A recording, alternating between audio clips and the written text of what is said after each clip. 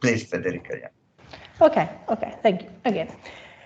So, as I said before, I work in Agent Consulting, and we are in charge for the development of VERMEER Cosmolife, so the tool for the cosmetic safety evaluation.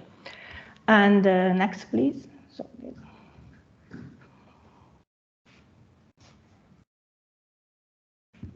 no, if you change okay, and next again, okay, because this is just an introduction, okay, and in this tool, we decided to integrate the hazard provided by in silico models mainly, and the exposure provided as the usual way in which the safety assessment work.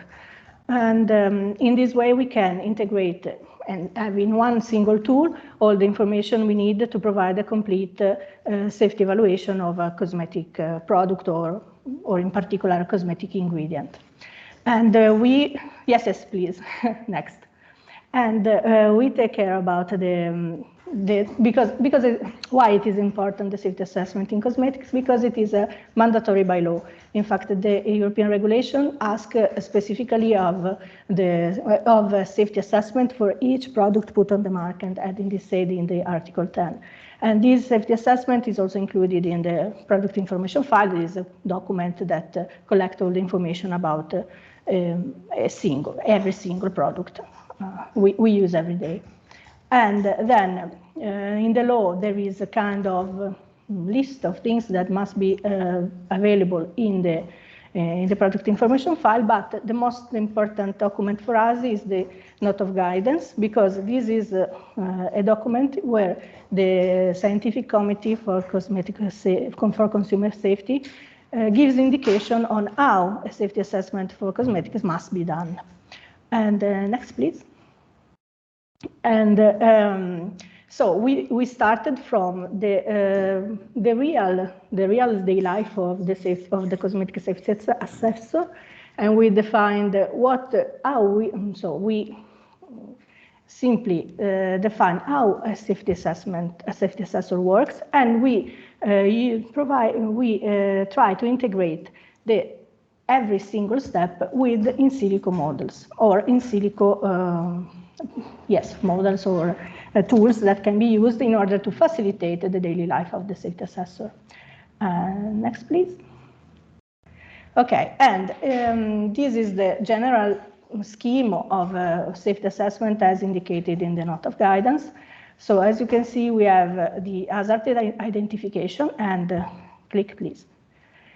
And and in the VERMEER Cosmolife, we decided to identify this hazard using in silico prediction.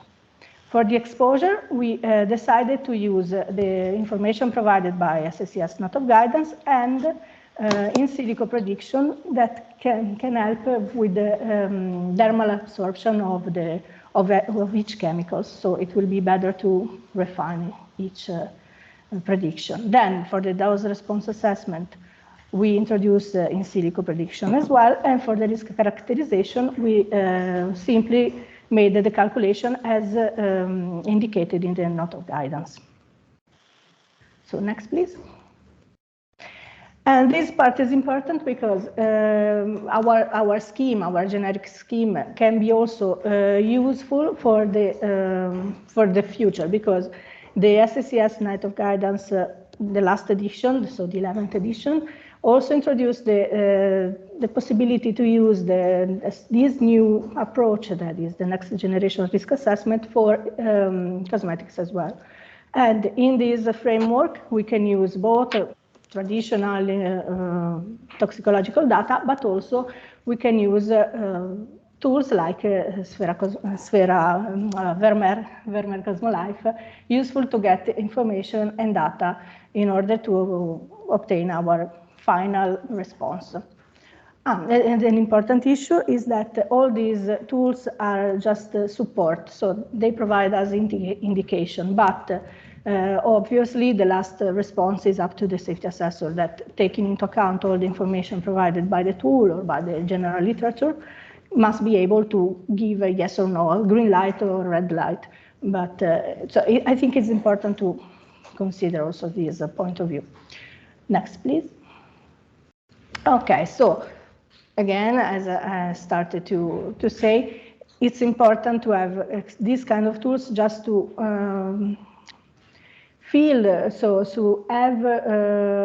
to try to find a way to get information for chemicals for which there are no data in the literature because for many reasons, or also to get information for new chemicals that the industry wants to develop. And it's important also because it is a very easy tool to use that everybody can use, because generally when in the cosmetic sector we talk about the in silico models or in silico in general, there is a kind of fear because it's complicated, it's considered as complicated tools or something not easy to manage, but with this tool we try to do something that is easily usable by everybody. And of course, it is this simple way to use is also something useful to make the assessment quicker. Next, please. Okay, so going more into practical issue, I want to just show you a little bit how the tool is, how the tool looks like, and what can we do with this tool. Next, please. Okay, first of all, an evaluation of a complete cosmetic formulation. And this is how the tool looks like when we open it. So it's something very easy to understand. Just clicking on the plus, there is a pop-up windows open. And here we can add the information for the chemical we want to include, we want to define. Okay, so we have to just, for example, write here the inky name and the concentration. Then we decide what kind of product we are considering and the target population. Then clicking on the run, the tool makes its calculation. And next, please. And okay, there you go. Okay, and in the browser, okay, we obtain this kind of resume table. So as you can see here, we have all the ingredients that we have included with the with the inky name, the concentration, the CAS number, and for each ingredient we have information about the regulation. So if the ingredient is included or not in the annex. And then we have a general information about mutagenicity, skin sensitization, the dermal absorption, the MOS, that is the calculation of the, at the end, the risk characterization, and the TTC, yes, not value, the value considered for each ingredient. Then just clicking on details or another web page open with all the details of each ingredient, or just clicking on PDF, we have the same information just ready to be included in our PIF. So this is the general use of the tool. And in this simple scheme, we can, in a glance, see that for the product that have a defined chemical structure or so on, we can have a risk characterization already done here. Just clicking, just seeing if there is a green light or not. Next, please. Then we can also go in deeper on each chemical substances, and intended, for example, all the botanicals derivatives or the vegetal substances that are a mix of many different substances. Next, please. We can define a general light with green or red or whatever for each vegetal derivative. In this case, we have considered the olive oil, and we check the composition according to the Codex Alimentarius, and we see more or less, we considered a possible composition of the olive oil. And again, we consider it, for example, in an hand wash, just to have an idea because it was related to the previous example. And then, next please, calculating the information for this composition, we can see that in a glance, we can see that all the part or the components of our oil are more or less, they have not problem in mutagenicity. The calculation of the margin of safety is positive, and there is a problem of skin sensitization, but it is clear that we can more or less define with the general the classical toxicology or in vitro studies or the general use of the product. We can, as a safety assessor, define if trust or not in this final result. But we also have to consider that we are talking about acids, so it is easy to understand why they could be considered as a sensitizer. Next, please. This is the same example when considering when we change the exposure. So I put this example just to understand how the exposure is also important in our tool, because previously we were considering the end soap. In this case, we consider an end cream, and so as you can see, the exposure is different, and so also the calculation of the margin of safety changed accordingly to the different use. And next, please. In this case, is another way in which we can use our tool, and here we can consider, for example, impurities from the raw material, the technical attaché of raw material, or from analysis. Next, please.